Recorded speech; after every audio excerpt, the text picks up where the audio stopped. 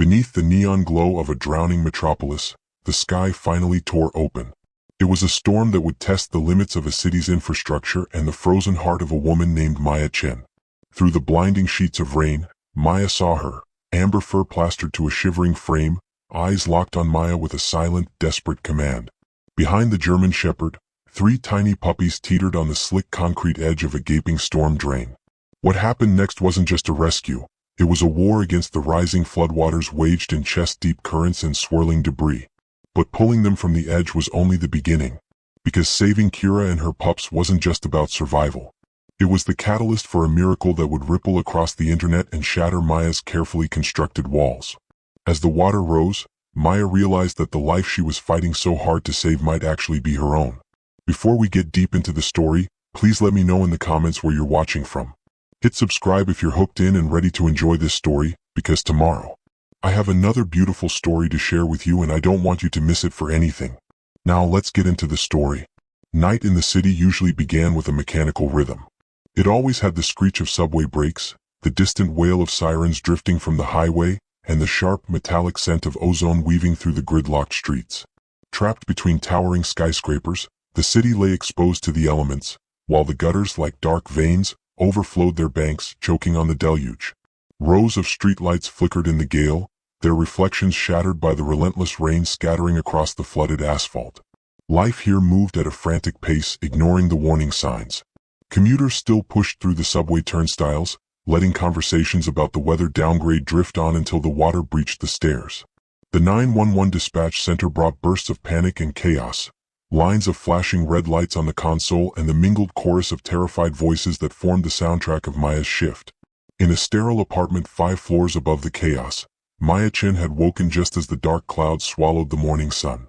28 years old with tired eyes and a demeanor as guarded and impenetrable as the glass partition she worked behind. She lived alone, the white walls holding the faint scent of antiseptic, and on her desk lay a headset, a notebook, and a list of emergency protocols.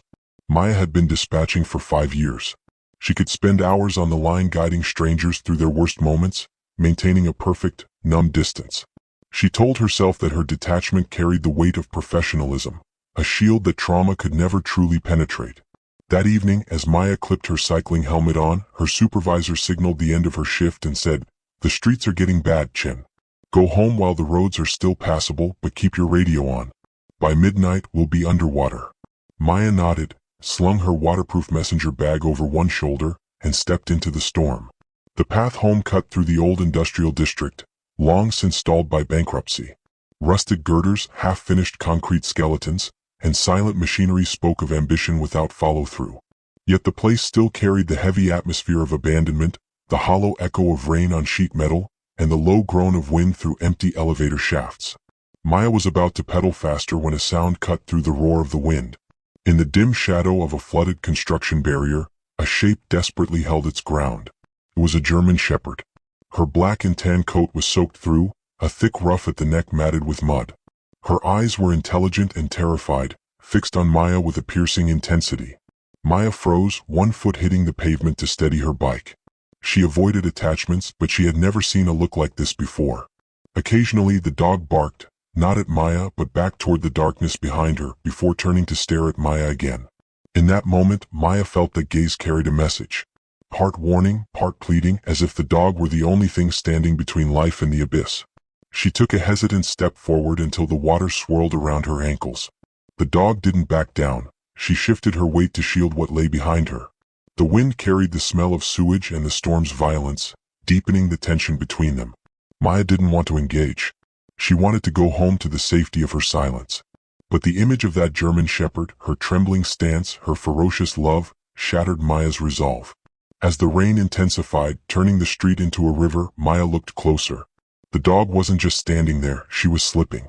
And behind her, 3 small heads bobbed precariously near the sucking vortex of a drain. Maya dropped her bike. The question of why she stopped didn't matter anymore. She didn't know it yet, but as the first wave of cold water hit her waist, she sensed this night would demand a price she wasn't sure she could pay. The apartment was a white box, suspended 5 stories above the pavement. There were no photographs on the walls, no souvenirs from vacations, no plants dying a slow death on the windowsill. The only color came from the blinking red light of the digital clock and the gray wash of the storm pressing against the glass. For Maya Chen, this wasn't emptiness, it was safety. A life stripped of clutter was a life stripped of triggers. If you didn't own anything that mattered, you couldn't lose anything that broke you. She stood by the window, watching the first bands of Hurricane Elena lash the city. The weathermen had called it a downgrade, a tropical storm that would bring heavy precipitation but manageable winds. They were wrong. Maya could see it in the way the streetlights shuddered, the way the rain didn't fall but drove horizontally, searching for weakness in the glass. She adjusted her headset before she even left the apartment, a habit of 5 years. At the 911 dispatch center, the air always smelled of stale coffee and high-voltage anxiety. The room was a cavern of blue light, the faces of 40 other dispatchers illuminated by the glow of their monitors. Maya slid into her station, Station 42, and logged in. The screen immediately lit up. A cascade of incoming calls, a digital waterfall of panic. 911, what is your emergency? Her voice was a flat line. Perfectly modulated. Perfectly cold. The water is coming in under the door. My car is stalled on the underpass and the water is up to the window. The man was screaming, his voice cracking with hyperventilation. Sir, I need you to listen, Maya said, her fingers flying across the keyboard, logging his location. Unbuckle your seatbelt. Can you open the window? It's stuck. The electronics are dead. Check for a heavy object. Do you have a headrest you can remove? Use the metal prongs to break the glass at the corner. Do it now. She waited. There was a grunt of exertion, the shattering of safety glass, and then the rush of wind and water. I'm out, the man gasped. I'm out. Get to higher ground. Do not return to the vehicle. Maya disconnected. She didn't feel relief. She didn't feel pride. She just took the next call. That was the deal she had made with herself. Empathy was a luxury for people who didn't listen to the world end in 12-hour shifts. For the first 3 years she had felt everything. She had cried in the bathroom stalls. She had taken the voices home with her. Then came the night of the flash floods 5 years ago. The night of Sarah. It hit her sometimes in the quiet moments between rings, a phantom static in her ear. Sarah had been 32 weeks pregnant, trapped in a basement apartment when the sewer main burst. Maya had stayed on the line for 47 minutes. She had listened to the water rising, listened to Sarah's prayers turn to pleas, and then to a terrifying, gargling silence. Maya had typed notes until her fingers cramped, begging the rescue units to move faster, but the gridlock was absolute. When the line went dead, Maya hadn't screamed. She had simply frozen. A part of her had died in that basement too. Since then she was a machine. Machines didn't hope and machines didn't hurt. Chen. The supervisor's voice snapped her back to the present. He was walking the floor looking harried. The massive screen at the front of the room showed the storm tracking further inland than predicted. The red zones were expanding, swallowing the low-lying districts. We're shifting to emergency protocols only, he shouted over the din. If you're not essential for the overnight, get out now. The mayor is closing the bridges in an hour. Once you're in, you're stuck here for 3 days. Maya looked at her screen. The queue was endless, but her shift had technically ended 20 minutes ago. She could stay. The old Maya would have stayed. But the machine needed to recharge. I'm heading out, she said, logging off. Be careful, a colleague muttered, not looking up from her own screen. It's a war zone out there. Changing into her cycling gear felt like armoring up for battle. Waterproof pants, a high-visibility jacket, a helmet that felt too tight against her temples. She took her messenger bag, checking for the essentials. Wallet, keys, a protein bar. No photos. No keepsakes. The moment the automatic doors of the center hissed open, the wind punched her in the chest. It was a physical blow, carrying the scent of wet asphalt and rotting leaves.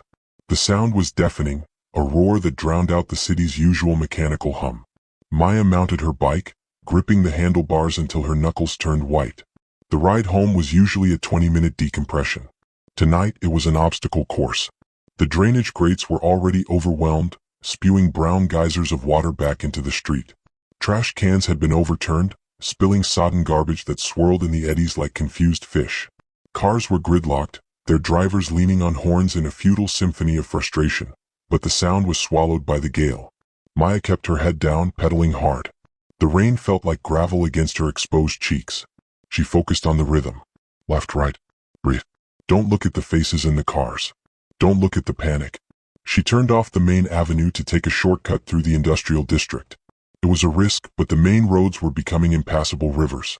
The district was a graveyard of ambition. Warehouses with broken windows, factories that hadn't hummed in a decade, and construction sites halted by lawsuits and bankruptcy. Here, the streetlights were sparse, casting long, skeletal shadows that danced violently in the wind. The half-finished luxury condos stood like concrete husks, their open window frames looking like empty eye sockets staring down at her. The wind howled through the exposed girders, a low, mournful note that vibrated in Maya's chest. The flooding was worse here. The aging infrastructure of the factory zone couldn't handle the modern deluge. The road dipped, disappearing into a wide, dark pool of water that spanned the intersection. Maya slowed, her tires slicing through the shallow edge of the flood. She needed to navigate around the construction fencing where the ground was slightly higher. She gritted her teeth, pushing against the wind that tried to knock her sideways. Just get home, she told herself. Lock the door. Turn off the phone. Close the blinds. She was pedaling past a corrugated metal barrier, the noise of the rain drumming against it like 1,000 tiny hammers, when she heard it. It wasn't the wind. It wasn't the groan of metal. It was a sharp, guttural sound. A bark. Maya's instinct was to keep moving. It was a stray. A wild animal. Someone else's problem. Her legs kept pumping, the rhythm unbroken. Don't stop. You can't save them all. You can't even save yourself. But then the sound came again, higher pitched this time, cutting through the storm with a frequency that bypassed her logic and struck something dormant in her chest. It was a sound of absolute, frantic terror. Maya squeezed the brakes. Her bike skidded on the wet pavement, coming to a halt. She sat there in the deluge, rain dripping from the rim of her helmet, staring into the dark abyss of the flooded construction site. The logical part of her brain screamed to leave, to push off and pedal until she was safe in her white box. But the silence that followed the bark was heavy, loaded with a presence she couldn't ignore. She turned her head, squinting into the gloom, and saw a pair of amber eyes reflecting the distant street lamp, and they were looking right at her. The logical choice was to turn the handlebars to the left, push off against the asphalt, and pedal until her lungs burned. Maya knew the statistics of survival better than anyone. She knew that hesitation was the precursor to disaster. She knew that in a storm of this magnitude, emergency resources were already stretched to their breaking point, and a single cyclist stopping in a flood zone was a liability, not a hero. Call animal control, her mind whispered, the voice sounding like her supervisor. Log it. Report it. Move on. But she didn't move.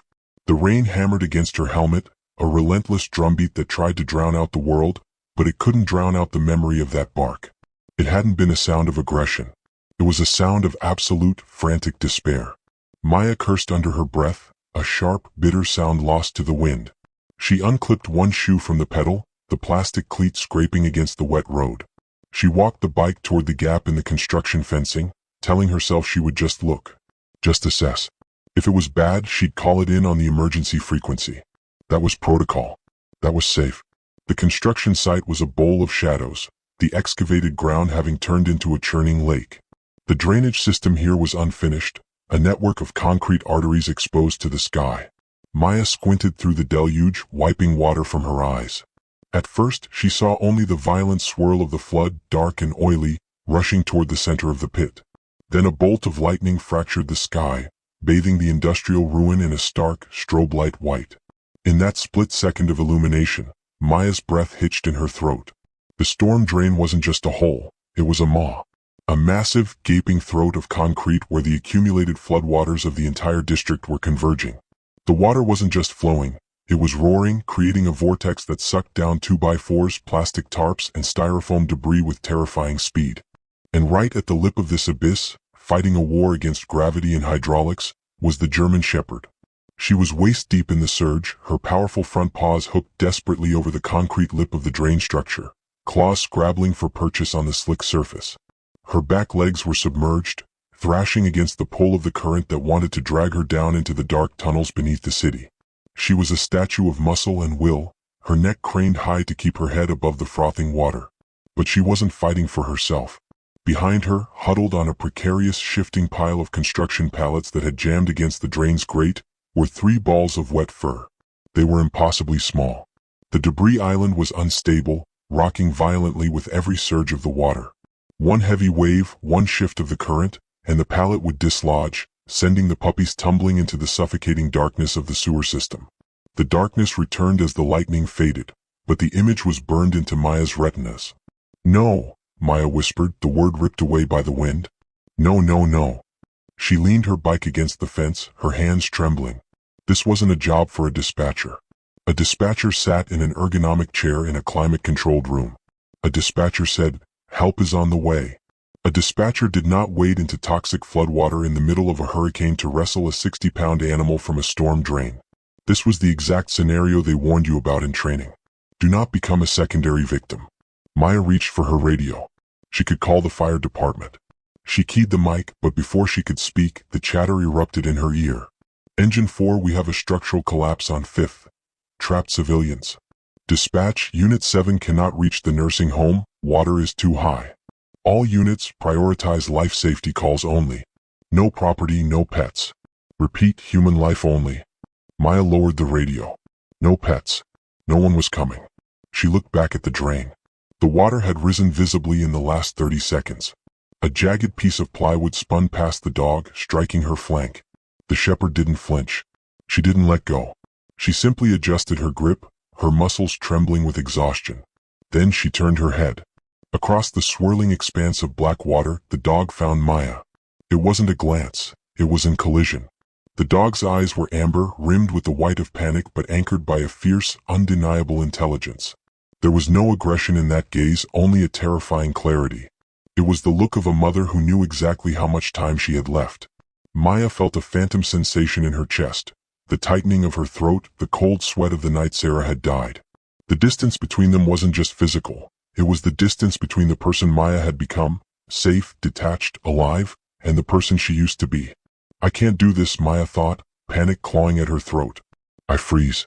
I listen to people die. I don't save them." The debris island shifted with a sickening lurch. The smallest puppy, a tiny black thing that looked more like a drowned rat than a dog, slid toward the edge. It let out a high, thin squeak, a sound so fragile it pierced the roar of the storm. The mother dog didn't whine. She didn't look at the water. She looked at Maya and she barked. It was a single, command blast of sound.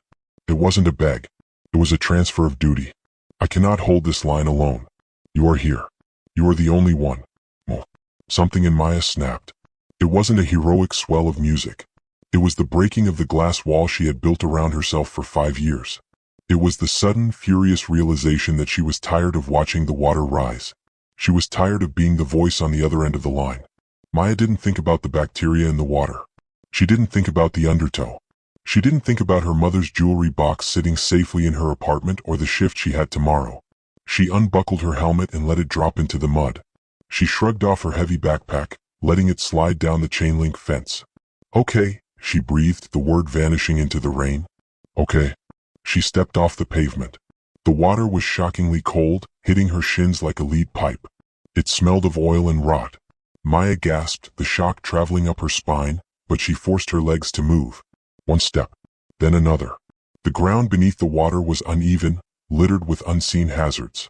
Her cycling shoe slipped on a submerged rock and she stumbled, the water rushing up to her knees, tugging at her with surprising force. She looked up. The German shepherd hadn't looked away. The dog's ears flicked forward. She was waiting. Maya waded deeper, the water rising to her thighs, then her waist. The current grabbed at her clothes, heavy and suffocating.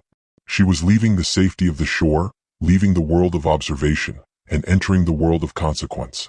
As the water swirled around her waist, cold and deadly, Maya realized with a jolt of terror that she had just crossed the point of no return.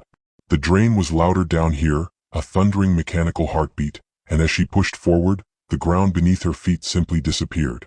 The bottom didn't just drop out, it dissolved. One moment, Maya was standing on the submerged asphalt of the construction access road. The next, she stepped into a trench excavated for pipes that were never laid. The water swallowed her up to her collarbone. The cold was instantaneous and paralyzing. It punched the air from her lungs, seizing her diaphragm in a spasm of shock. This wasn't rain, it was a liquid slurry of ice, mud, and sewage that tasted of copper and rot. Maya gagged, spitting out the foul water as her boots kicked frantically for purchase in the muck below. There was no solid ground, only a sucking, gelatinous mud that tried to hold her down. Panic, bright and hot, flared in her chest. "I'm going to die here," she thought. "This is how it happens. A stupid mistake in the dark." she thrashed, her heavy waterproof pants now acting like anchors, dragging her down. The current was deceptive. On the surface, it looked like a fast stream, but down deep, it was a heavy, muscular force pushing her relentlessly toward the drain. Maya clawed at a rusted rebar pole sticking out of the water, the metal biting into her palm. She hauled herself up, gasping for air, the water level receding to her chest. She was shaking, violent, uncontrollable tremors that rattled her teeth. Ahead, the German shepherd let out a sharp, encouraging bark. "I'm coming," Maya gasped, though she wasn't sure if she was lying. She pushed off the rebar, wading forward. The debris field was a minefield. A plastic tarp wrapped around her thigh like a jellyfish, slime slick and suffocating. She kicked it free only to be slammed in the hip by a floating wooden pallet. The water was weaponized. Out of the gloom, a metal shopping cart, overturned and rusted, spun past her in the current, its wire grid catching the light like teeth. It missed her ribs by inches, clattering against the concrete drain structure with a sound like a gunshot. Maya reached the edge of the drain. The noise was deafening here, the roar of thousands of gallons of water forcing itself into a pipe too small to take it. The dog, Kira, though Maya didn't know her name yet, was vibrating with exhaustion. Her claws were shredded, bleeding into the rising water as she fought to keep her grip on the slime-covered concrete. Up close, Maya saw the desperation in the animal's face. Her head was barely above the surface, her nose pointed high, snorting water with every breath. "Okay, girl. Okay," Maya yelled over the roar. She needed a leash, a rope, anything. Her hand went to her chest. The messenger bag. She had kept the lighter crossbody bag on while dumping her heavy backpack. She fumbled with the buckle, her fingers numb and clumsy, finally freeing the long nylon strap. "I need you to work with me," Maya shouted. She waded closer, the water swirling dangerously around the lip of the drain. One slip here and she would be sucked in. The suction force was palpable, tugging at her jacket. She looped the strap around the shepherd's chest, behind the front legs, creating a makeshift harness. The dog didn't flinch. She leaned into Maya's touch, understanding immediately. On three, Maya grit out. 1, 2, pull. Maya heaved backward, digging her heels into the submerged mud. The dog scrambled, her back legs finding a momentary purchase on Maya's thigh.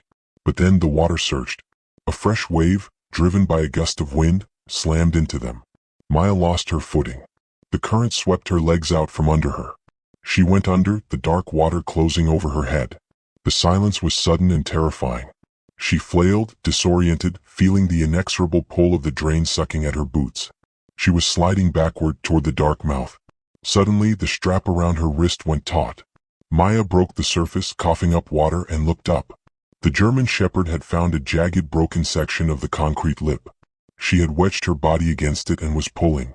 The dog was growling low in her throat, straining against the strap, using her last reserves of strength not to save herself, but to anchor Maya.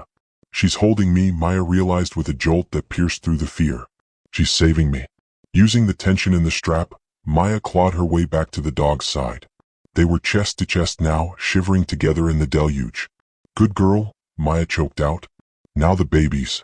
She turned to the pile of pallets. It was disintegrated, held together only by friction and luck. The first puppy, a chubby brown ball of fluff, didn't wait. He scrambled over his siblings, yipping at Maya, and launched himself into the water. Maya scooped him up before the current could take him. Peanut. He was warm, wiggly, and bit her thumb with needle-sharp teeth. "You're a brave one," she muttered, unzipping her heavy rain jacket. She stuffed him inside, against her flannel shirt. The second one, the black and tan female, was frozen. She was pressed flat against the wood, eyes wide and rolling. Maya had to pry her claws loose from the wood. "Coco." She went into the jacket next, shivering violently against Maya's ribs. Then there was the third. Scout. He was the smallest, a runt with grayish fur. He wasn't moving. He lay on his side in a puddle of cold water on the pallet, half submerged. Maya reached for him, her heart dropping. He was limp. Cold. So incredibly cold. "No, no, you don't," Maya whispered. She grabbed him, tucking him directly against her skin, right over her heart, and zipped the jacket all the way up to her chin. She could feel 3 tiny heartbeats against her chest, 2 racing like hummingbirds, 1 dangerously slow. "We have to go," Maya told the mother. "Now." The return trip was an agony of physics. Maya was heavier now, laden with water and life. Every step was a squat, a lunge against the fluid wall of the flood. She kept the strap taut, keeping the mother close.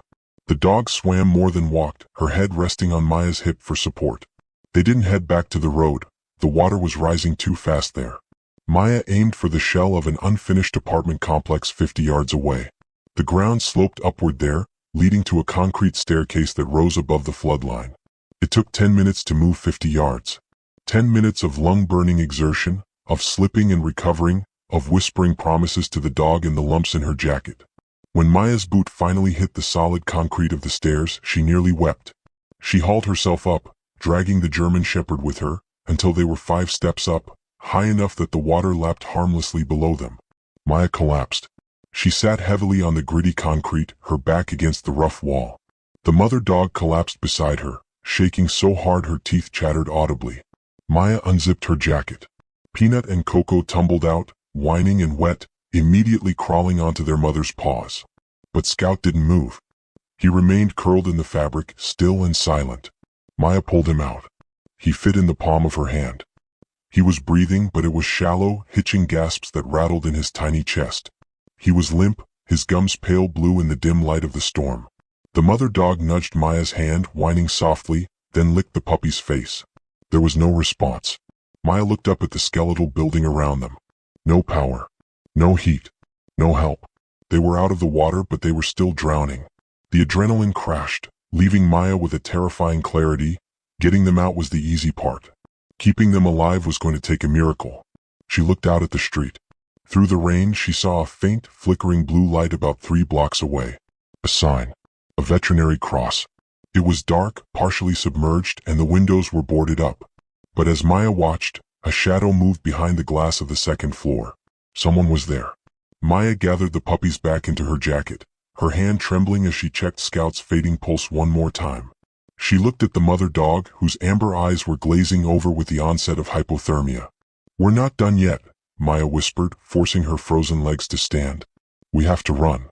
But as she took a step, Scout's tiny body went completely rigid against her chest, and then for a terrifying second went still.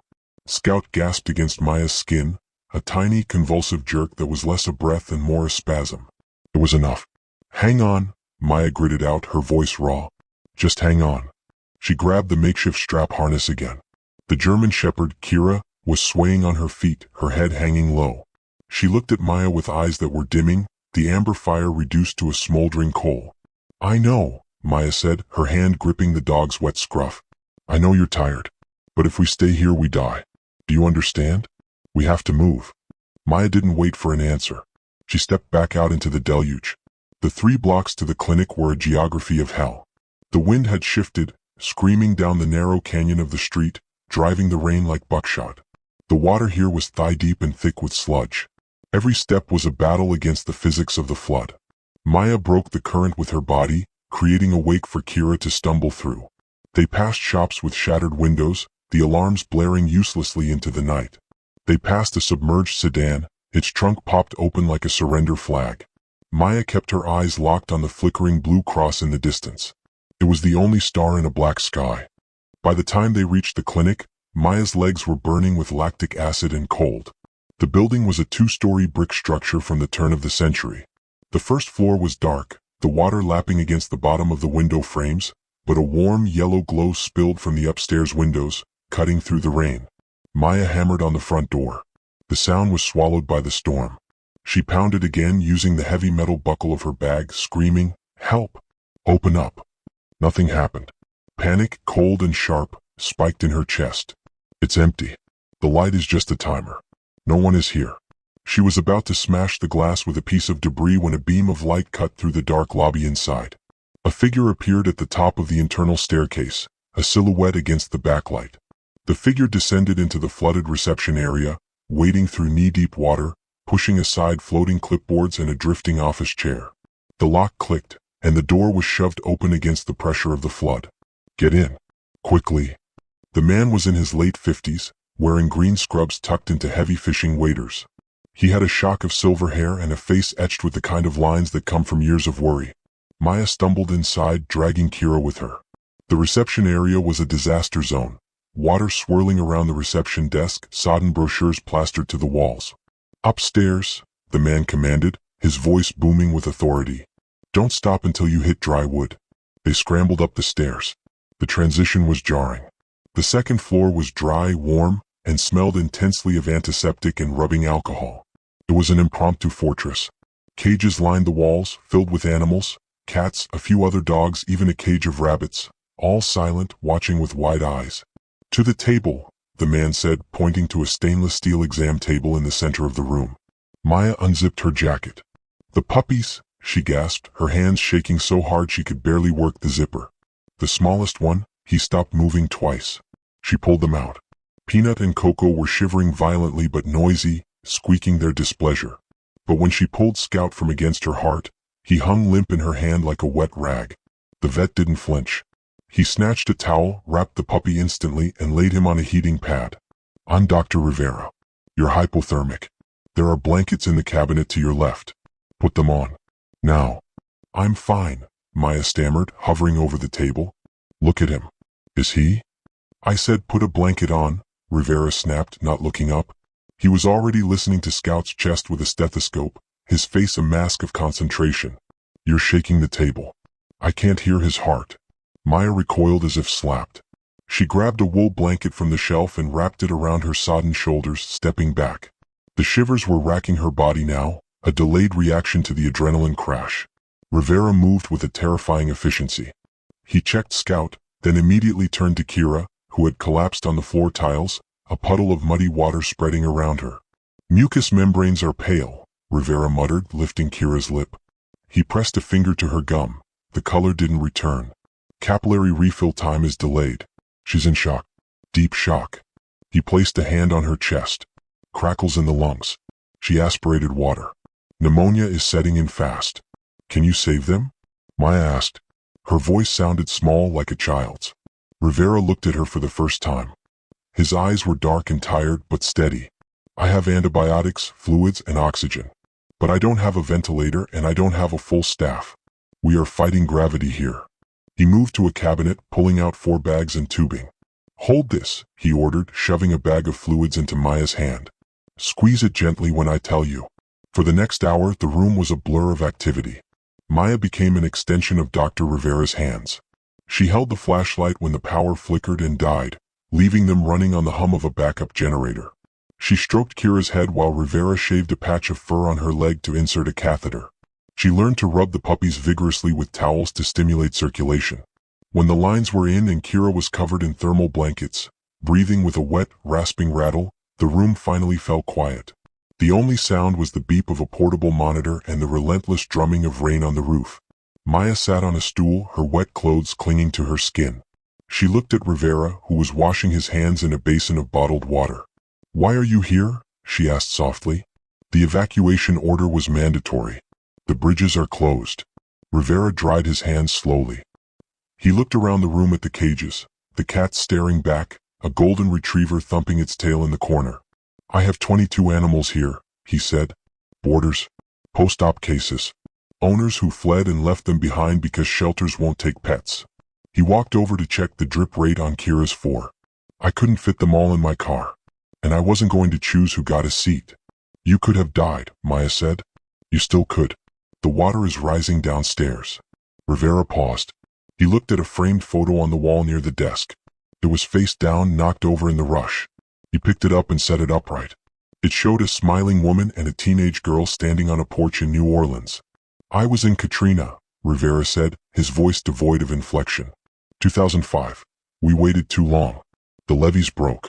The water came up so fast." He trailed off, staring at the photo. "My wife, Maria, and my daughter, Elena. We got separated in the current. I made it to a roof. They didn't." Maya's breath caught in her throat. The silence stretched, heavy and suffocating. "I sat on that roof for 2 days," Rivera continued, turning back to look at Maya. "I listened to dogs barking in the attics of the houses around me. I listened to them drowning, one by one, until the neighborhood was silent. I promised myself then, never again. If I can breathe, they breathe."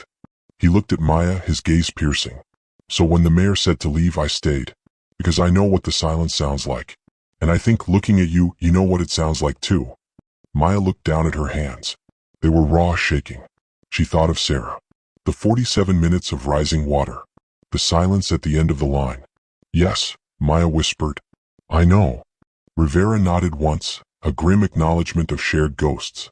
He turned back to the table where Scout lay. The puppy was wrapped in a towel, looking like a small burrito. Suddenly, the portable heart monitor attached to Scout let out a long, high-pitched whine. The rhythmic beep flattened into a solid tone. Rivera dropped the chart he was holding. He's coding. What? Maya stood up, the blanket falling from her shoulders. His heart stopped, Rivera said, grabbing a tiny stethoscope and a syringe. I need you to breathe for him. Now, put your mouth over his nose and mouth. Gentle puffs, like you're blowing out a candle. Go. Maya rushed to the table. Scout was motionless, his body disturbingly still. She leaned down, putting her lips over the tiny muzzle. It tasted of cold water and wet fur. Don't you dare, she thought, the panic rising like bile. I didn't carry you through hell just to watch you die in heaven. She blew. The chest rose. Again, Rivera commanded, his thumb pressing rhythmically into the puppy's chest. We're not losing him. Not tonight. But as Maya exhaled her own breath into the tiny lungs, the monitor kept screaming its flat, deadly note, and outside, the wind howled as if demanding payment for the lives they had stolen from the flood. Breathe, Rivera commanded, his voice tight. Maya exhaled again, a small puff of air into the tiny, open mouth. She felt the ribcage expand under her lips, fragile as a bird's wing. Rivera's thumb pressed rhythmically into the puppy's chest. 1, 2, 3, pause. The monitor screamed its flatline tone, a piercing needle of sound that seemed to fill the entire room. Then a stutter. The line on the screen spiked once. Then again. A jagged, uneven rhythm that slowly smoothed into a rapid, thumping beat. Scout's body jerked, his back arching, and he let out a microscopic cough, expelling a bead of fluid.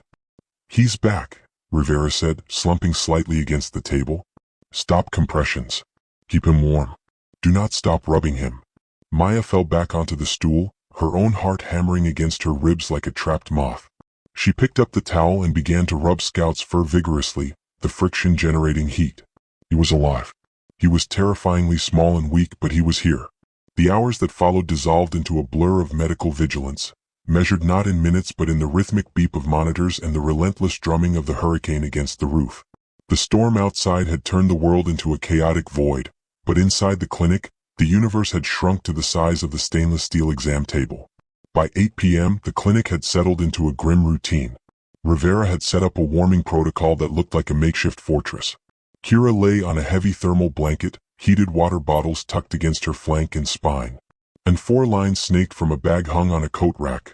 Rivera had run out of 4 poles, feeding warm saline and antibiotics directly into her vein. She's fighting a war on 2 fronts, Rivera said quietly, adjusting the flow rate. He ran a hand over Kira's damp head. The hypothermia is suppressing her immune system, and the water she inhaled is a breeding ground for bacteria. Listen. He handed Maya his stethoscope. She placed the bell against Kira's ribcage. Instead of the clean thump whoosh of healthy lungs, she heard a sound like Velcro tearing, a wet, crackling rasp with every inhalation.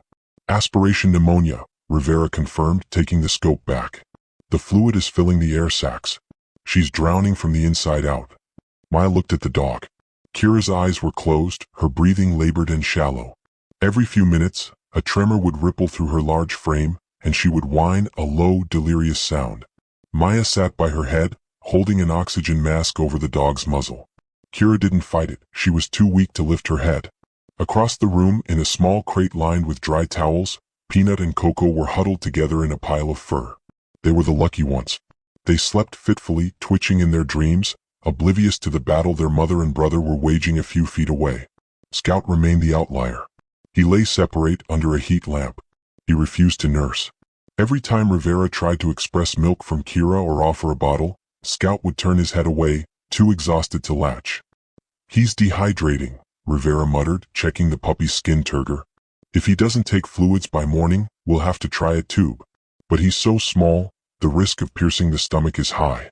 Maya sat with the oxygen mask, her hand resting on Kira's neck. The repetitive sound of the dog's struggle for air began to do strange things to Maya's mind.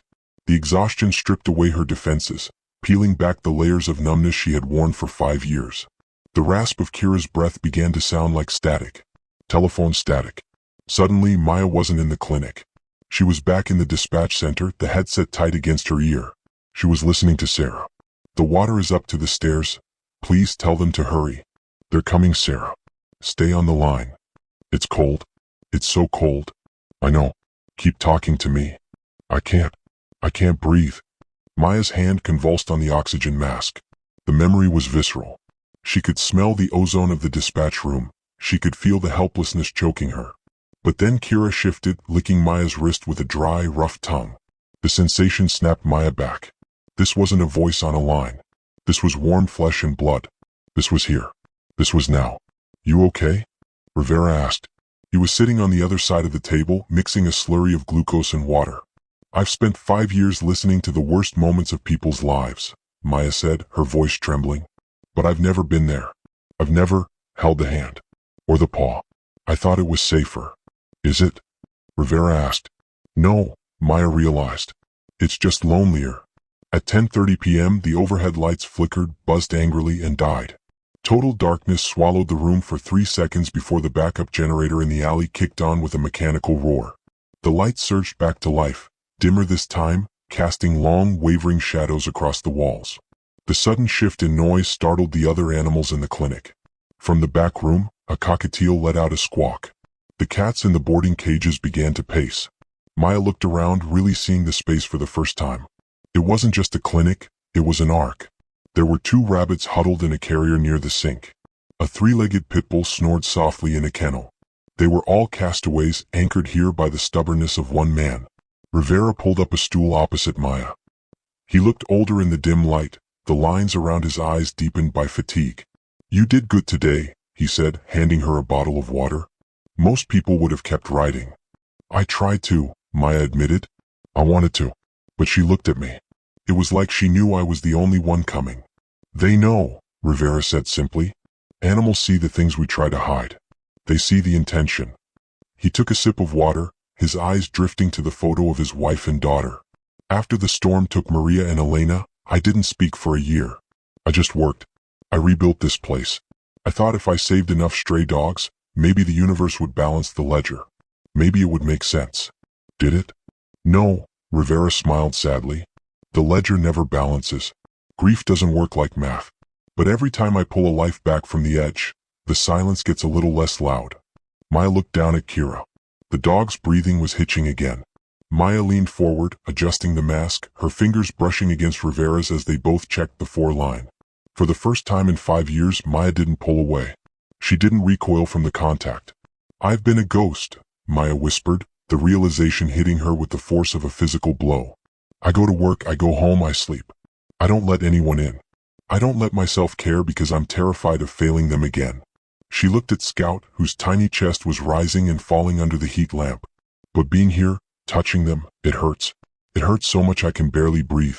But I feel alive. Rivera nodded. Pain is the price of admission, Maya. You can't save them if you aren't willing to break with them. The moment hung between them, fragile and profound. Maya felt a wall inside her crumbling, not the flood wall of the city, but the fortress she had built around her own heart. She was exhausted, covered in mud, smelling of wet dog and antiseptic, and she had never felt more like herself. But the peace was short-lived. Approaching midnight, the rhythm of the room changed. The monitor hooked to Kira began to chime, a rapid, insistent alarm. Temperature is spiking, Rivera said, standing up abruptly. He placed a hand on Kira's flank. She's burning up. 105 degrees. The infection is going systemic. Kira's eyes flew open. They were wild, unfocused. She tried to lift her head, thrashing against the restraints of the 4-line, a low, gurgling growl rising from her throat. She wasn't fighting them, she was fighting the fluid drowning her lungs. She's panicking, Maya said, trying to soothe her. Shoo, Kira, shoo. Her oxygen saturation is dropping, Rivera said, his voice clipping into professional urgency. 88%. 85. She's not getting enough air. The pneumonia is spreading faster than the antibiotics can work. Scout, sensing his mother's distress, began to cry, a high, thin wail that cut through the mechanical noise of the room. Rivera looked at Maya, his face grim. The fluids aren't enough. We need to be more aggressive, but her heart is already strained. If her fever goes any higher, she's going to seize. Maya looked at the clock. It was 11:58 p.m. The night was far from over. Outside, the wind howled like a banshee, shaking the window frames in their sockets. Inside, the tenuous stability they had fought for over the last 4 hours was disintegrating. Rivera reached for a syringe of emergency sedative. "Hold her head, Maya. Hold her steady. If we lose this vein, we lose her." Maya grabbed Kira's collar, leaning her weight over the thrashing dog, whispering desperate prayers into the amber fur. But as Rivera moved the needle toward the port, the generator sputtered. The lights dimmed, flared once, and then, with a mechanical groan, the room plunged into total, absolute darkness. And in the silence that followed, the only sound was the terrifying wet rattle of Kira's breath simply stopping. The generator had sputtered back to life, but the light it cast was sickly and yellow, barely pushing back the shadows that gathered in the corners of the clinic. It was 2 a.m., the dead hour. The adrenaline that had sustained them through the storm had drained away, leaving only a cold, jagged exhaustion. The rhythm of the room had changed. The frantic thrashing of the fever was gone, replaced by a stillness that was far more terrifying. Kira lay motionless on the table, her chest barely rising. The heat radiating from her earlier was gone. She was cooling rapidly, her body shutting down in a final desperate attempt to preserve her core organs. Her breathing had slowed to a terrifying cadence. A gasp, a long silence, a gasp. Rivera stood over her, his hand on her pulse. He looked gray, his eyes hollowed out. On the warming pad, Scout was motionless again. The tiny rise and fall of his chest had stopped. "We are at the edge," Rivera said. His voice was quiet, stripped of the professional authority he had wielded all night. "Her heart rate is dropping. 30 beats per minute. She's too weak to drive the fluid out of her lungs. And the puppy, his heart is barely fluttering." Maya stood frozen at the foot of the table. The silence in the room seemed to expand, pressing against her ears until it was a physical weight. "I can try to intubate her," Rivera continued, looking at the wall rather than at Maya. "I can try to force air into her lungs manually. But without a ventilator to maintain the pressure, without the equipment to monitor her blood gases." He trailed off. "We might just be prolonging the dying." Maya stared at the rise and fall of the ambu bag Rivera held in his hand. Squeeze. Release. Silence. The sound of the rain battering the window merged with the hiss of the oxygen.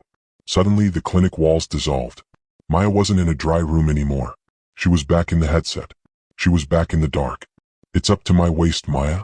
It's so cold." The voice filled her head, drowning out Rivera. It was Sarah. 5 years ago. The call had lasted 47 minutes. Maya remembered the exact timestamp on the recording. She remembered the sound of the water rushing into the basement apartment, a gurgling, rushing noise that sounded exactly like the fluid in Kira's lungs. She remembered Sarah's panic turning to resignation. She remembered the moment Sarah realized no one was coming. "Tell my husband. Tell him I tried to hold on." "Don't talk like that," Maya had said, following the protocol. "Stay with me. Units are 2 blocks away." But the units were stuck. The water was rising. And Maya, safe in her chair, could do nothing but listen as the phone slipped under the water, capturing the final, chaotic sounds of a life ending. "I can't do this," Maya whispered, backing away from the table. Her hands were shaking violently. "I can't watch them die. I can't just stand here and listen to it happen again." Rivera looked up. "Maya?" "I listened to her die." The scream tore out of her throat, shattering the quiet. "Sarah. She was pregnant. She was alone in the dark, and I was on the line, and I did nothing. I just sat there. I'm doing it again. I'm just watching." She covered her face with her hands, the shame she had carried for 5 years finally spilling over, hot and acidic. "I'm useless. I'm just a witness." Rivera moved around the table. He didn't touch her. He just stood in her line of sight, forcing her to look at him. "You weren't just a witness," he said firmly. "I couldn't save her." "No, you couldn't. The water saved no one that night," Rivera said, his voice hard but kind. "But you were there. You stayed on the line when you could have hung up. You gave her a voice in the darkness. You made sure she didn't die alone. That mattered. God help me, Maya, that matters more than you know." He pointed to the table, to the dying dog and the fading puppy. "But tonight isn't 5 years ago. And you aren't behind a glass partition. You are here. Your hands are here. So you have a choice. You can retreat to your guilt, or you can use those hands to fight." Maya looked at him through her tears. She looked at Kira, whose amber eyes were closed, the life slipping away. She looked at Scout, a tiny scrap of potential that hadn't even opened his eyes yet. "Not again," a voice inside her whispered. It sounded like Sarah's voice, but it was stronger. "Not again. Maya wiped her face with her sleeve, smearing mud and tears. She stepped back to the table. "Tell me what to do." Rivera nodded, the exhaustion vanishing from his face. "I need to ventilate the mother manually. I need to keep her oxygen levels up until the antibiotics can hit the infection. I can't touch the puppy while I do that. You are his heart now." He handed her the tiny stethoscope. "Listen. If it stops, you restart it. 2 fingers. Gentle but firm. 100 beats a minute. Don't stop until I tell you." Maya took her position over Scout. She placed her fingers on his chest. Was still. "He's gone," she gasped. "Bring him back," Rivera ordered, squeezing the bag over Kira's muzzle. "Whoosh. Start compressions." Maya pushed. 1, 2, 3, 4. "Come on, Scout," she whispered. "Come on." The next 3 hours were a blur of repetitive motion and desperate prayer. Time lost its meaning. There was only the rhythm of Rivera's hand squeezing the bag and Maya's fingers pressing into the puppy's chest. Her shoulders burned. Her back screamed in protest. But she didn't stop. Every time she felt her focus drifting, every time the fear whispered that it was pointless, she leaned down and whispered to Kira, "I'm here. I'm not leaving. Fight. Fight for them." At 4:47 a.m., the miracle happened. Maya's fingers were numb. She was moving on autopilot. Suddenly, beneath her fingertips, she felt a flutter. A distinct, strong kick against her skin. She froze. "Doctor." Rivera looked up, sweat dripping from his forehead. "He pushed back," Maya whispered. She pulled her hand away. Scout's chest rose on its own. A jerky, uneven breath, then another. The monitor, which they had muted to stop the screaming alarm, flashed a steady green number. 140, 145. "He's stabilizing," Rivera breathed out, a sound like a prayer. Maya slumped against the table, but she kept her eyes on Kira. The mother hadn't moved. "What about her?" Maya asked. Rivera checked the thermometer. He checked the gums. He listened to the chest. 5:12 a.m., he said softly. "What?" "Her temperature is up. 99 degrees. The fever broke the other way. And the lung sounds, they're wetter but air is moving. The constriction is loosening." He pulled the mask away for a second. Kira took a breath on her own, deep, ragged, but real. Outside, the charcoal gray of the storm was finally, slowly giving way to a bruised purple. The light creeping through the boarded window wasn't the harsh flash of lightning. It was the soft, inevitable arrival of dawn. Kira's ear twitched. Maya held her breath. Slowly, agonizingly, the heavy eyelids fluttered. The amber eyes opened. They were cloudy, drugged with exhaustion, but they found Maya immediately. There was no fear in them anymore. Only a deep, resonant recognition. Kira didn't try to lift her head. Instead, she shifted her muzzle just an inch, extending her tongue to weakly lick the top of Scout's head where he lay sleeping under the lamp. The gesture was so small, so incredibly gentle, that it broke Maya completely. The tears didn't come like the storm outside. They came silently, hot and fast. Maya buried her face in her hands, her shoulders shaking. She cried for the fear of the last 10 hours. She cried for the loneliness of the last 5 years. She cried for Sarah, and for the silence she had finally broken. "You did it," Rivera said softly, placing a hand on her shoulder. "You saved them." Maya looked up, her face wet, her eyes clear for the first time in forever. "No," she whispered, stroking Kira's velvet ear. "We saved each other." But as the relief washed over them, a new reality began to dawn with the morning light. Rivera moved to the medicine cabinet, opening the door to reveal empty shelves. He picked up the last vial of antibiotics, tapped it, and set it down with a heavy sigh. "We won the night," Rivera said, his voice grave as he looked at the intricate machinery keeping Kira alive. "But the war isn't over. This equipment, these drugs, they run out in 6 hours. And to keep her lungs from collapsing, she needs a referral center. She needs a ventilator. And that costs more money than I have in this entire building." Maya looked at Kira, then at her own trembling hands. She had crossed the flood. She had fought the angel of death. But now she was facing a barrier that courage alone couldn't break. The sun that rose over the flooded city wasn't triumphant. It was gray and watery, filtering through the boarded windows of the clinic like diluted milk.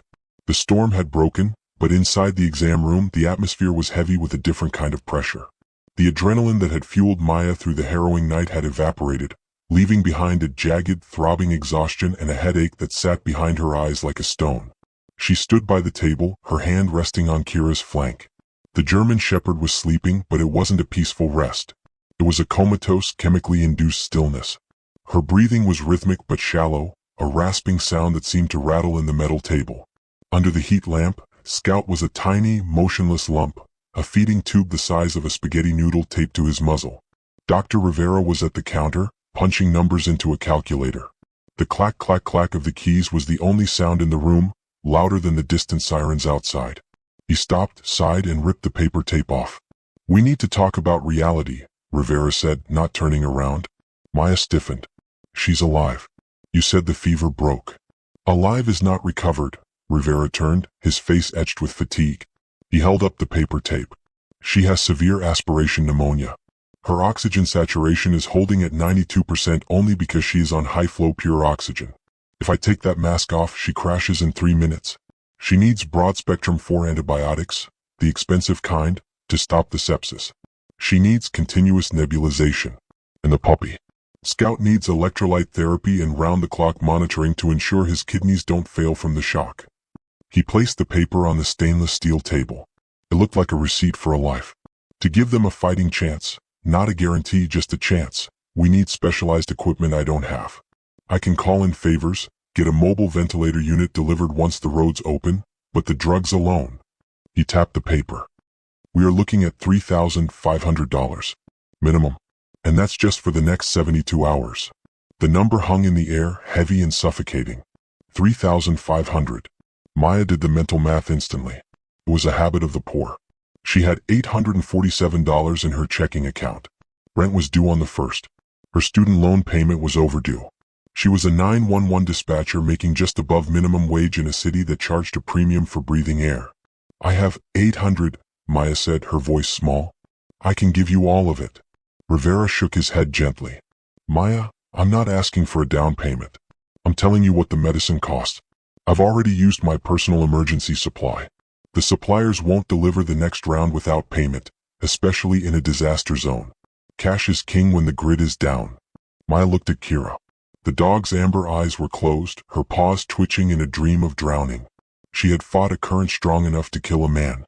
She had held onto a concrete lip for hours to save her babies. To let her die now because of a math problem felt like a sin. "I can't let her go," Maya whispered. "Not after last night." "Then we need a solution," Rivera said softly. Maya reached into her damp messenger bag. Her fingers bypassed the protein bars and the backup batteries, searching for the small velvet pouch she kept in the zippered interior pocket. It was the first thing she grabbed whenever a hurricane warning was issued. It was the only thing that really mattered. She pulled it out. The velvet was crushed and water-stained, but the drawstring held. She loosened it and tipped the contents into her palm. 2 rings tumbled out, catching the weak morning light. One was a vintage solitaire, her grandmother's engagement ring, the gold band worn thin by 50 years of marriage. The other was a simple, thick gold band, her mother's wedding ring. Maya stared at them. They were cold against her skin. She remembered her mother's hands, pale and thin in the hospice bed, pressing the pouch into Maya's palm. "These are your history, Maya. Don't sell them for rent. Don't sell them for a car. Keep them for when you need to remember who you come from." Tears pricked Maya's eyes, hot and sharp. She had eaten ramen for months to avoid pawning these. She had worn threadbare coats in winter to keep them safe. They were the only physical proof that she had been loved. "These are all I have left of her," Maya whispered, her thumb tracing the inscription inside the gold band. "Forever J&L." Rivera watched her, his expression softening. He didn't rush her. He understood the weight of the metal in her hand. "My mother died of cancer 3 years ago," Maya said, her voice trembling. "She fought so hard. She wanted to stay for me. These rings, they feel like her." "They are beautiful," Rivera said. "And they are heavy with memory. If I sell them, it's like I'm erasing her." Rivera walked over and leaned against the counter, crossing his arms. "Maya, look at that dog. Look at how she fought for those puppies. That is a mother's love. It is fierce and it is sacrificial. Do you think your mother, who fought to stay with you, would want her ring sitting in a dark drawer while a life flickers out on this table?" Maya looked up at him. "We hold on to objects because we are afraid of forgetting," Rivera said gently. "But the legacy of love isn't in gold. It's in action. Your mother would want you to save lives. That is a better way to honor her than any piece of jewelry." Maya looked back at the rings. She thought of Sarah, the woman she couldn't save. She thought of her mother, who would have given everything to have just one more day. And then she looked at Kira, whose chest rose and fell in a fragile rhythm that depended entirely on Maya's next choice. Maya closed her hand over the rings, squeezing them until the metal dug into her palm. She took a deep breath, shaking, and exhaled the ghost of her hesitation. "There's a pawn shop on 4th Street, Maya said, her voice steadying. "If the owner is there, if he's checking for damage, he might be open." "He'll lowball you," Rivera warned. "Disaster rates." "I don't care," Maya said. "I just need enough for the medicine." She stood up, her legs wobbly but holding. She walked over to Rivera and placed the rings on the counter. "I'm going to go. I'll be back in an hour. Don't let her die while I'm gone." Rivera looked at the rings, then at Maya. He reached into his own pocket and pulled out a worn leather wallet. He extracted a credit card, a personal one, not the business card. "I will call the supplier on the satellite phone," Rivera said. "I will put the first round of antibiotics on my personal card. It will max me out, and my retirement fund is already a joke, but it will buy us time until you get back." "You don't have to." "I'm not doing it for you," Rivera said, a faint smile touching his lips. He nodded toward Kira. "I'm doing it for the mother who didn't let go." Maya nodded, grabbing her bag. She felt lighter, strangely unburdened. The rings were gone from her pocket, but the heaviness in her heart was gone too. "Thank you," she whispered. "Go," Rivera said, turning back to the patient. "Run." Maya stepped out of the clinic and into the flooded street.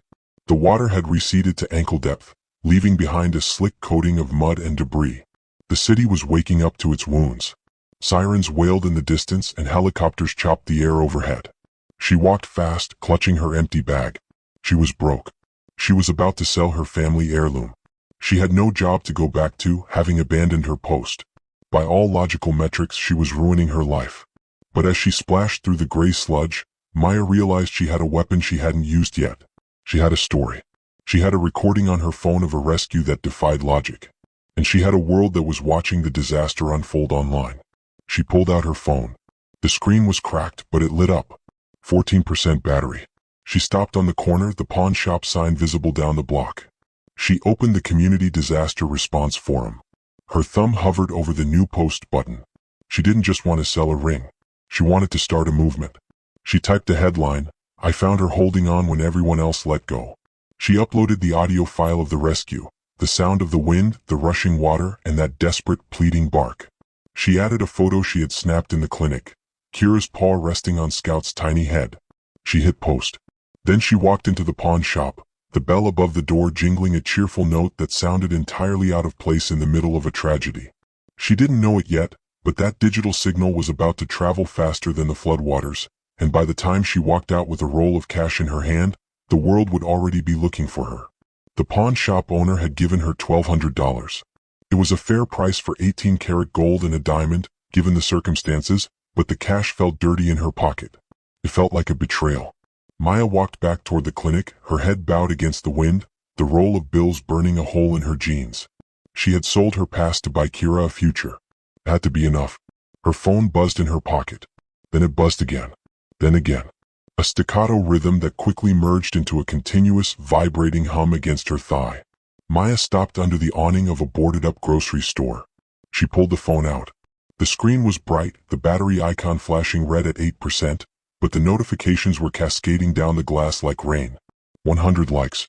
500 likes. 1,000 shares. 50 comments. 100 comments. Her thumb hovered over the Disaster Response Forum app. She had posted it 20 minutes ago, just a raw, unedited block of text titled "I found her holding on when everyone else let go," accompanied by the grainy audio of the rescue and the photo of Kira's paw on Scout's head. She opened the thread. The world had answered. "I've been a 911 dispatcher in Chicago for 10 years, one comment read, pinned to the top. I know the rule. Keep distance. Don't get involved. Thank you for breaking the rule. Thank you for getting in the water. My German Shepherd Rex pulled my son out of a pond last year," another user wrote. "They never give up on us. We can't give up on them. Donating now." Maya scrolled, her breath hitching. It wasn't just praise, it was a confession booth. People were pouring out their own traumas, their own losses, and their own hopes into the comment section. The story of a woman wading into a sewer to save a dog had become a lightning rod for the collective grief of a drowning city. Then she saw the funding bar. She had set a tentative goal of $3,500, Dr. Rivera's estimate. The green bar was already full. The number beside it read, $4,250. As she watched, the number jumped. $4,300. $4,500. A notification banner slid down. Anonymous donated $1,000. For the milk and the medicine, the note read. Maya leaned against the plywood covering the store window, her knees weak. She wasn't holding $1,200 anymore. She was holding a lifeline thrown by thousands of strangers. By the time she reached the clinic, the street outside had changed. A white van with Animal Rescue Corps stenciled on the side was idling near the curb, navigating the receding floodwaters. Two people in high-visibility vests were unloading crates of supplies, blankets, bags of high-calorie dog food, jugs of sterile water. Dr. Rivera was standing in the doorway looking bewildered. He was holding a box of 4 antibiotics like it was the Holy Grail. Maya, he said, seeing her approach. He pointed at the van. They said they saw a post online. They brought a mobile ventilator unit. They have a generator. They have everything. Maya walked up the steps, showing him her phone. The total was now over $15,000. We don't just have enough for Kira, she said, her voice shaking. We have enough for all of them. The rabbits, the pit bull. We can fix the downstairs. Rivera looked at the screen, then at the cash Maya pulled from her pocket, the pawn shop money. He closed her hand around the bills, pushing it back toward her. Keep it, he said, his eyes shining. Go buy your rings back. The world just paid the bill. The next 6 hours were a kaleidoscope of humanity. The clinic, once a lonely fortress against the storm, transformed into a hive of activity. Volunteers arrived in waders and kayaks, bringing towels and hot coffee. A local news crew set up a camera on the dry patch of pavement outside, broadcasting the image of the miracle on 5th Street. Inside, the atmosphere had shifted from desperate survival to organized hope. The mobile ventilator hummed rhythmically beside Kira, who was now stable, her breathing deep and assisted. Scout was hooked up to a digital fluid pump, his tiny body warm and pink under a professional-grade incubator. Maya moved through the room dazed. She was no longer the lonely dispatcher in the white box. She was the center of a web of connection. People reached out to touch her arm, to thank her, to ask about the puppies. She felt exposed, raw but strangely whole. Around 4 p.m., the bell above the door chimed again. The clinic was crowded, but the woman who entered seemed to bring a hush with her. She was older, perhaps 40, with wet hair and a raincoat that looked too big for her.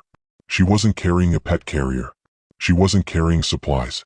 She stood by the reception desk, scanning the room until her eyes landed on Maya. Maya froze. She knew that look. It was the look of someone carrying a heavy, invisible weight. The woman walked over, navigating through the maze of volunteers. She stopped 3 feet from Maya. Up close, her eyes were red-rimmed, surrounded by the dark circles of grief. Are you Maya Chin? The woman asked. Her voice was steady but brittle. Yes, Maya said. My name is Christine, the woman said.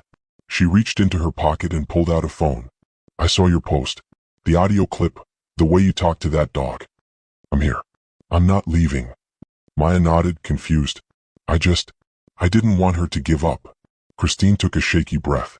5 years ago, my sister died in a basement on Wilson Avenue. Her name was Sarah. The world stopped. The noise of the clinic, the barking dogs, the chatter of volunteers, the hum of the ventilator, vanished into a vacuum of white noise. Maya felt the blood drain from her face. The ghost she had been running from for half a decade was standing in front of her. Maya stammered, stepping back. I'm so sorry. I tried. I couldn't get the units there. The water was too fast. I just listened. That's all I did. I just listened to her die. I know, Christine said. She stepped forward, closing the gap. We requested the tapes. The police gave them to us a month after the funeral. Maya braced herself. She expected anger. She expected the accusation she had hurled at herself every night in her dreams. You failed her. I couldn't listen to it for a year, Christine said softly. But when I finally did, I heard you. I heard you telling her to breathe. I heard you lying to her about the rescue units to keep her calm. I heard you stay on the line for 10 minutes after she stopped speaking, just crying and calling her name. Christine reached out and took Maya's cold, trembling hands in hers. You didn't just listen, Maya. You held her hand with your voice. You were the only person in the world who was with her in the dark. My family. We always wanted to find you. To thank you for not hanging up. For not leaving her alone. The dam that had held back Maya's grief for 5 years finally broke. It didn't break with a scream, but with a release of tension so profound her knees buckled. Christine caught her, pulling her into a fierce, wet embrace. "You saved her dignity," Christine whispered into Maya's hair. "And today, seeing you save this dog, it feels like I'm seeing Sarah get pulled out of that water. You didn't fail, Maya. You never failed." Maya sobbed, clutching the stranger's raincoat. The guilt that had defined her existence, the belief that she was merely a spectator to tragedy, dissolved in the warmth of the hug. She realized with blinding clarity that presence was action, that caring was a form of rescue. When they finally pulled apart, the clinic was quiet. Rivera was watching from the corner, a knowing look on his face. Maya wiped her eyes. She looked over at the treatment table. Kira was awake. The German shepherd had lifted her head, her amber eyes watching the scene with a calm, steady intelligence.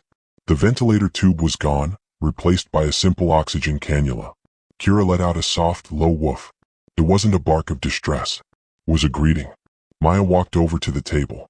She laid her hand on Kira's head, feeling the warmth of the living body beneath her palm. The dog leaned into her touch, closing her eyes. "We made it," Maya whispered, looking from the dog to the bustling clinic, to the ring she still had the money to buy back, to the woman who had forgiven her for a sin she never committed. But as the sun began to set, casting long golden shadows across the drying floor, a young teenager pushed through the front door. She was soaked to the bone, holding a cardboard box that was disintegrating in her hands. "Is this the place?" the girl gasped, looking around frantically. "Is this where the lady who saves impossible things works?" Maya looked at Rivera. Rivera looked at Maya. "Yes," Maya said, her voice strong and clear. "This is the place." "I found something," the girl said, opening the box to reveal a pair of terrified, muddy eyes staring back from the darkness. "And I didn't know where else to go." Maya stepped forward, rolling up her sleeves, ready to begin again. But she didn't know that the creature in the box wasn't just another rescue. It was the key to a future she hadn't even dared to imagine. 2 weeks after the water receded, the sun finally reclaimed the city. It wasn't the pale, apologetic light of the storm's aftermath, but a bold, golden warmth that baked the mud into dust and turned the puddles on the sidewalk into mirrors. In the newly fenced recovery yard behind the clinic, the air didn't smell of rot anymore. It smelled of freshly cut grass and puppy breath. Maya stood on the back porch, holding a mug of coffee, watching a miracle in motion. Kira was no longer the shivering, skeletal creature clinging to a storm drain. She was a streak of black and gold motion, chasing a tennis ball with the grace of a wolf. Her coat, once matted with sewage, gleamed with health, rippling over muscles that had regained their strength. But the real show was at her feet. Peanut, now twice the size he was in the flood, was currently engaged in a ferocious battle with a knotted rope toy. Coco was sitting in the shade of an oak tree, chewing thoughtfully on a dandelion. And Scout, the runt who had died twice on the table, was the loudest of them all. He was small, still half the size of his brother, but he possessed the spirit of a lion. He was currently barking at a butterfly with a ferocity that suggested he believed he could take it in a fair fight. Maya smiled, a genuine expression that reached her eyes and crinkled the corners. It was a feeling she was still getting used to.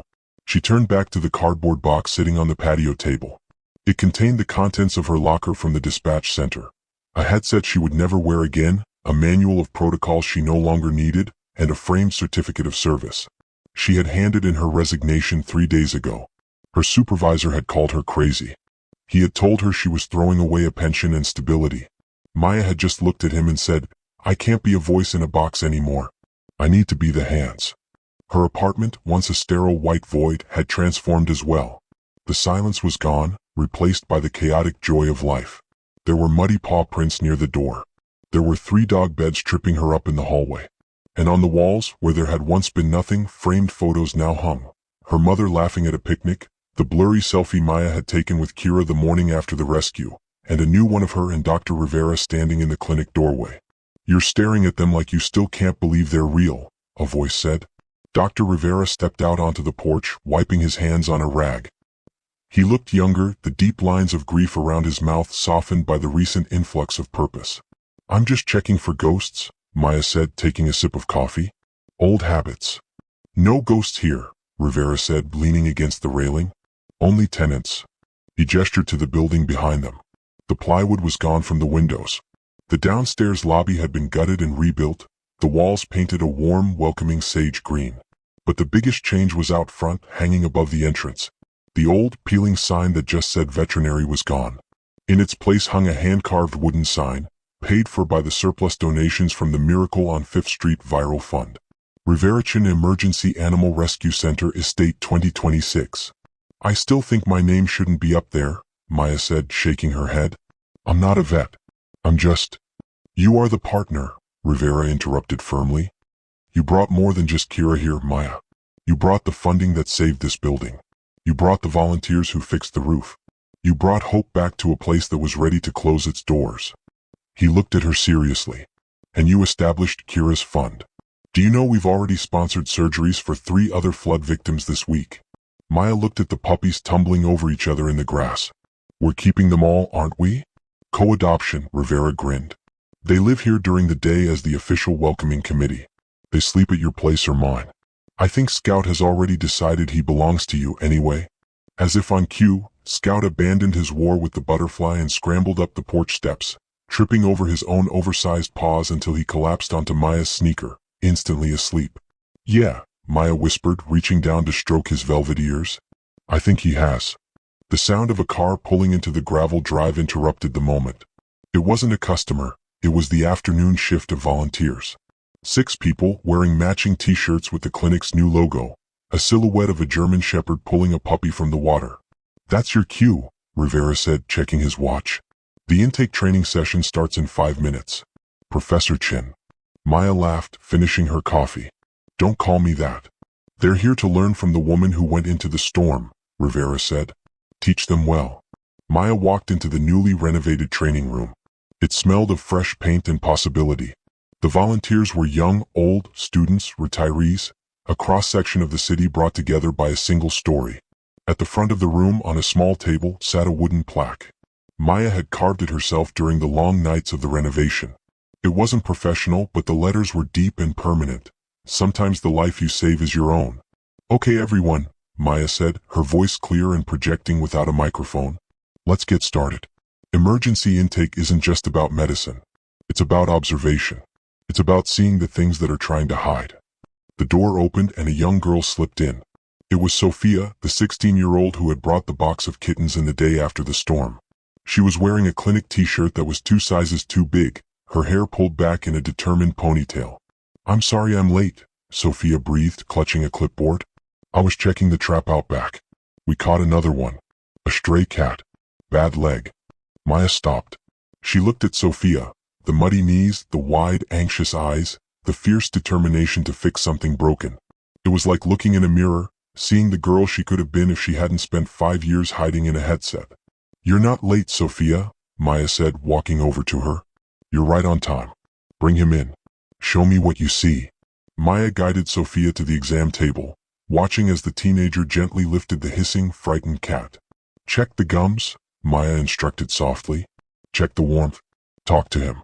Let him know he's not alone. Sophia leaned down, whispering to the cat, her hands steady despite the scratching claws. I've got you, the girl whispered. You're safe now. Maya stepped back, a lump forming in her throat. She looked out the window to the yard.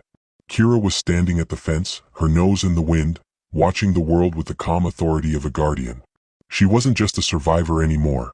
She was a certified therapy dog in training, her presence alone enough to lower the heart rates of the traumatized animals they brought in. Rivera walked into the room holding a phone. Maya, he said, his voice clipped with the tone of a new mission. We just got a call. Construction collapse in the West End. Fire department says there's a litter of pit bulls trapped under the rubble. They can't reach them. Maya looked at the volunteers. She looked at Sophia, who was successfully calming the stray cat. She looked at the plaque on the table. I spent 5 years answering calls, Maya thought, the realization settling over her like a warm blanket. I spent 5 years telling people help was on the way. Now I am the help. She grabbed her trauma kit from the hook by the door. She whistled sharp and low. In the yard, Kira's head snapped up. She didn't hesitate. She bounded up the stairs, barking once, a sound of readiness, of joy. Let's go, Maya said, zipped her jacket. She turned to Rivera, a genuine smile lighting up her face, the smile of a woman who had finally stopped running and started saving. We're on our way. Maya stopped her bike when everyone else kept running. She risked everything because she couldn't bear to leave them behind. Now you have a choice too. You can scroll past and let this story disappear into the dark, or you can be part of the rescue. Don't leave them alone again. Hit that like button to prove you care, subscribe to join the rescue team, and comment, "I wouldn't walk away," if you would have stopped for Kira. Do it now before the algorithm buries them.